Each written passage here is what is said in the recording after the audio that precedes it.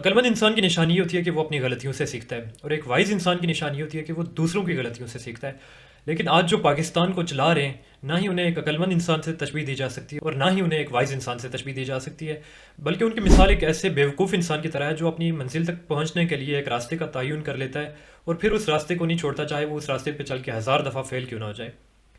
यानी कि वो अपनी गलतियों से नहीं सीखता। और अहले अक्ल के यहाँ एक बात बहुत मशहूर है, वो ये है कि तारीख़ अपने आप को दोहराती है, ख़ास करके तब जब अपनी गलतियों से ना सीखा जाए। पाकिस्तान की तारीख में एक बहुत बड़ा सानिया हुआ है, and that was Indeed the separation of east Pakistan. और ये सेपरेशन इस बात का नतीजा थी कि ईस्ट पाकिस्तान के लोगों के ग्रेवियंसेस को डायलॉग के ज़रिए, टेबल टॉक के ज़रिए एड्रेस करने के बजाय ताकत के ज़रिए, खौफ व हरास के ज़रिए, सेंसरशिप के ज़रिए उनकी आवाज़ों को दबाने की कोशिश की गई।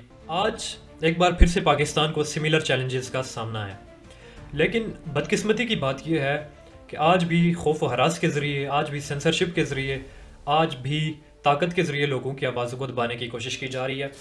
आज भी पाकिस्तान उसी रास्ते पे ही चल रहा है जिस पे चलने की वजह से ईस्ट पाकिस्तान हमसे जुदा हो गया था।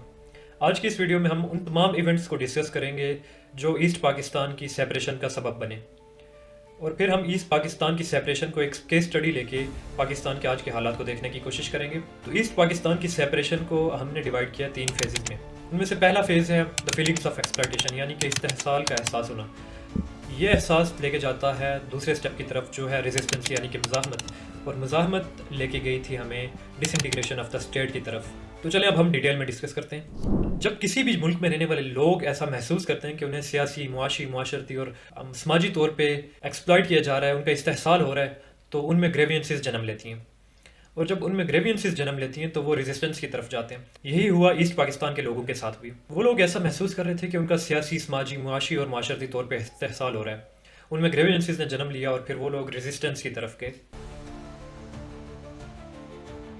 जब ईस्ट पाकिस्तान के लोगों ने अपने साथ होने वाली एक्सप्लॉयटेशंस के खिलाफ रेजिस्टेंस की, मुज़ाहमत की, तो बदकिस्मती से हुआ ये कि ताकत के ज़रिए, सेंसरशिप के ज़रिए और खौफ व हरास के ज़रिए उनकी आवाज़ों को खामोश करने की कोशिश की गई। लेकिन ताकत के ज़रिए और खौफ व हरास के ज़रिए आवाज़ों को कभी भी खामोश नहीं किया जा सकता, बल्कि इस तरह से ग्रेवियंसेस मज़ीद बढ़ती हैं और रेजिस्टेंस ज़्यादा एक्सट्रीम फॉर्म्स में ट्रांसफॉर्म होती है। यही हुआ ईस्ट पाकिस्तान के केस में भी।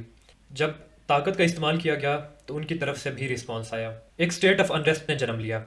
अवाम और स्टेट के रिप्रेजेंटेटिव्स अब एक दूसरे के आमने सामने खड़े थे। मुल्क में एक स्टेट ऑफ अनरेस्ट था। जब किसी भी मुल्क में स्टेट ऑफ अनरेस्ट होती है तो वो टाइम बेस्ट होता है आपके दुश्मनों के लिए कि वो इंटरवीन करें। तो इस टाइम का फ़ायदा उठाते हुए भारत की एजेंसीज इंटरवीन करती हैं और वो सपोर्ट करती हैं उन लोगों को जो स्टेट के अगेंस्ट खड़े थे। मुक्ति बाहिनी जैसी ऑर्गेनाइजेशंस को सपोर्ट मिलती है रॉ की, इंडिया की।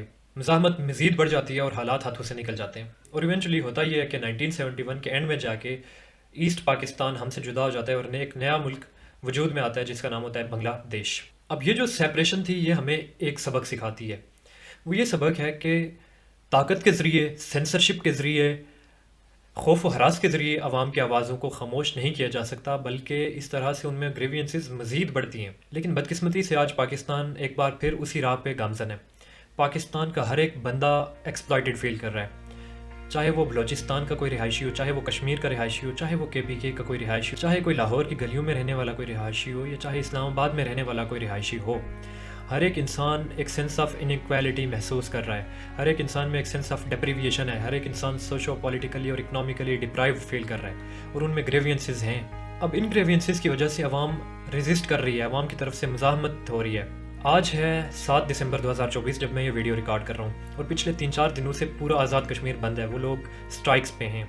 इसी तरह से बलोचिस्तान में एक स्टेट ऑफ अनरेस्ट है। आज से 10-15 दिन अगर पहले की बात करें तो इस्लामाबाद पूरा का पूरा बंद था।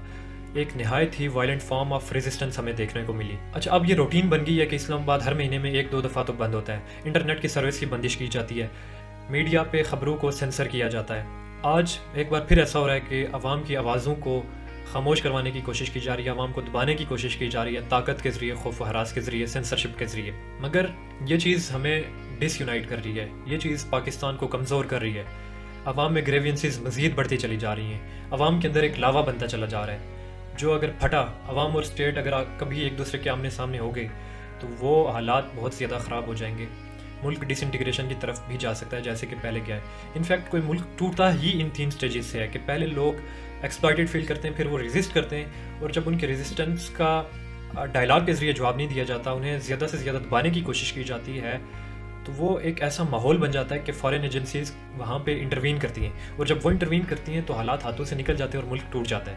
تو پاکستان کے لیے اس وقت ضروری ہے کہ وہ کورس آف ایکشن کو چینج کرے, وہ اپنی اسٹریٹجی کو چینج کرے. خوف و ہراس کے ذریعے عوام کی گریوینسز کو دبانے کے بجائے, عوام کو دبانے کے بجائے عوام کے لیجیٹیمیٹ گریوینسز کو ایڈریس کیا جائے, ڈائلاگ کے ذریعے, ٹیبل ٹاک کے ذریعے عوام کی چوائس کو رسپیکٹ کیا جائے. اس طرح ہی پاکستان بہتری کی طرف جا سکتا ہے. لیکن اگر وہی راستہ اختیار کیا گیا جس پہ چل کے پاکستان ایک دفعہ ٹوٹا تھا, تو تاریخ اپنے آپ کو دہراتی ہے. امید کرتا ہوں کہ آپ سب کو یہ ویڈیو پسند آئی ہوگی. اپنے دوستوں کے ساتھ اس ویڈیو کو شیئر کریں, میرے چینل کو سبسکرائب کریں. اللہ حافظ.